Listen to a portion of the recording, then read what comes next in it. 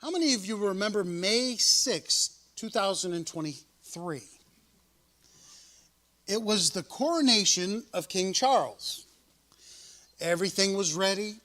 I watched as everything was taking place, as he was going to be crowned king of England.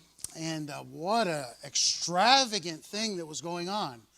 There came a certain point where he came into where they were doing the coronation, and they put up little walls and they changed his clothes, not in front of everybody, but right there, and he put on the kingly outfit, the king's outfit.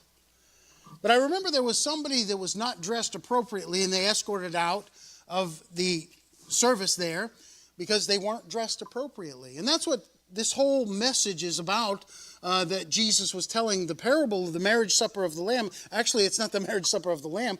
It's the feast of the wedding, and it's a little bit different. It's about Israel rejecting God's great invitation. You see, the invitation is open for everybody.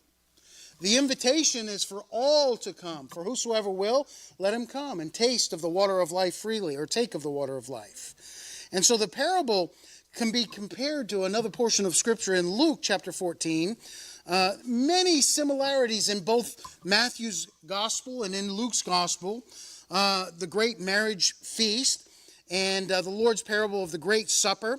Luke's parable was told at a much earlier date. Matthew's parable was shared during the last week of Christ's life, just before he was going to be crucified.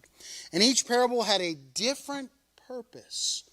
You know, when we think about going to a special place, sometimes we dress up.